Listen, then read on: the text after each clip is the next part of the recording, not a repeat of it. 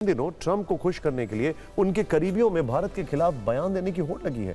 इस रेस में फिलहाल सबसे आगे उनके सलाहकार पीटर नवारो हैं, जो चापलूसी की सारी हदें पार करते हुए कुतर्क बयानों का नया रिकॉर्ड बना रहे हैं। ट्रंप के इस टैरिफ गुरु ने अब भारत के ब्राह्मणों को लेकर टिप्पणी की है। सोचिए ट्रंप की विदेश नीति का क्या हाल हो गया है। व्हाइट हाउस में बैठे उनके सलाहकार जातिगत भावनाओं को भड़काने की कोशिश कर रहे हैं। ट्रंप के सलाहकार ने अपने बयान में ब्राह्मण शब्द का जानबूझकर इस्तेमाल किया, जिससे उनका भारत की सामाजिक और राजनीतिक व्यवस्था को लेकर पूर्वाग्रह साफ दिखता है। इसे आसान भाषा में समझेंगे तभी आप ट्रंप प्रशासन की नीयत को समझ पाएंगे।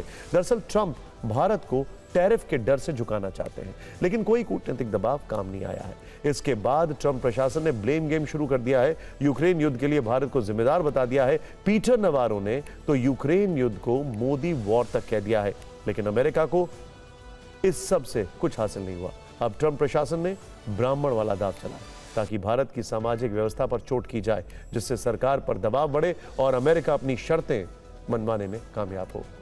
आजकल ट्रंप और उनकी टीम भारत विरोधी षड्यंत्र में लगे हुए हैं। नवारो का बयान भी उसी का एक हिस्सा है।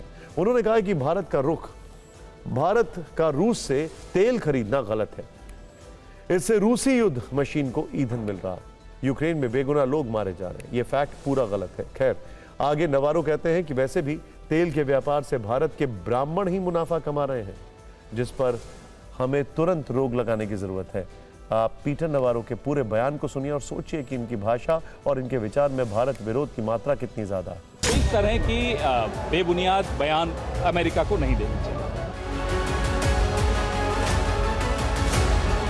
Is that all of Trump's trumpeters, have they run out of reasonable and rational things to say? Peter Navarro, who has now become his chief spokesman for attacking India, bizarre arguments are becoming very, very counterproductive and diminishing the stature of America. And I think President Trump will have to recognize that he has weakened America. Trump के करीबी नवारो के ब्राह्मण वाले इस बयान ने नई बहस छेड़ दी है। सवाल है कि क्या ब्राह्मणों के खिलाफ दिए गए इस अमेरिकी बयान का आधार है, और नवारो की जुबान पर ब्राह्मण शब्द कैसे आया, इसे आप एक अतिरिक्त जानकारी के साथ समझ सकते हैं। दरअसल अमेरिका में भी ब्राह्मण शब्द का इस्तेमाल होता है। कुछ दशक पहले तक अमेरिका में बॉस्टन ब्राह्मण शब्द चर्चा में रहा। दरअसल अमेरिका में बॉस्टन ब्राह्मण शब्द का इस्तेमाल सबसे पहले वर्ष 1860 में किया गया था। लेखक ओलिवर वेंडल होम्स सीनियर ने अपने उपन्यास एल.सी. वेनर में बॉस्टन ब्राह्मण शब्द का इस्तेमाल किया था। उन्होंने बॉस्टन शहर के रईस और प्रभावशाली लोगों को बॉस्टन ब्राह्मण कहा था। इनमें से ज़्यादातर लोग मूल रूप से ब्रिटेन के रहने वाले थे, जो 17वीं और 18वीं सदी में अमेरिका आकर बस गए, जिन्होंने कई कॉलेज और चर्च बनवाए, साथ ही सरकारों में अहम भूमिका निभाई। हालांकि बॉस्टन ब्राह्मण में भी ब्राह्मण शब्द भारत की जाति व्यवस्था से ही लिया गया था। खैर, डोनाल्ड ट्रंप अपनी कूटनीतिक गलतियों के चलते एक के बाद एक अपने दोस्तों से दूर होते जा रहे हैं। अपने स्वार्थ के लिए वो अमेरिका की नीतियों का अपने हिसाब से इस्तेमाल कर रहे हैं। अब वो अपने एक और ट्रेडिशनल अलाय और सहयोगी जापान पर चावल खरीदने का दबाव बना रहे हैं। ट्रंप चाहते हैं कि जापान अमेरिकी चावल के लिए अपना बाजार खोले, लेकिन जापान दबाव में नहीं आया और विरोध जताते हुए उसने अपने वार्ताकार का अमेरिकी दौरा रद्द कर दिया है। अमेरिका ने इसी तरह का दबाव भारत पर भी बनाया था।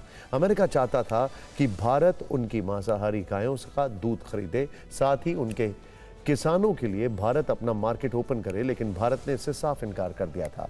रिपोर्ट के मुताबिक अगर जापान अमेरिका से चावल की खरीद बढ़ाता है तो इससे उसके किसानों को नुकसान हो सकता है। इससे कृषि समुदाय नाराज भी हो सकता है। जापान के प्रधानमंत्री शिगेरू इशिबा ने साफ कहा कि उनका देश अमेरिकी दबाव में अपने किसानों के हितों का बलिदान नहीं देगा। 2024 के आंकड़े बताते हैं कि जापान हर साल 7,70,000 मैट्रिक टन चावल आयात करता है। इसमें अमेरिका से 3,46,000 मैट्रिक टन चावल भेजा जाता है, यानी कुल चावल आयात में अमेरिका की हिस्सेदारी 45% है, जबकि अमेरिका चाहता है कि जापान अपने आयात का 75% चावल उससे खरीदे, जो तकरीबन 6 लाख मैट्रिक टन होता है।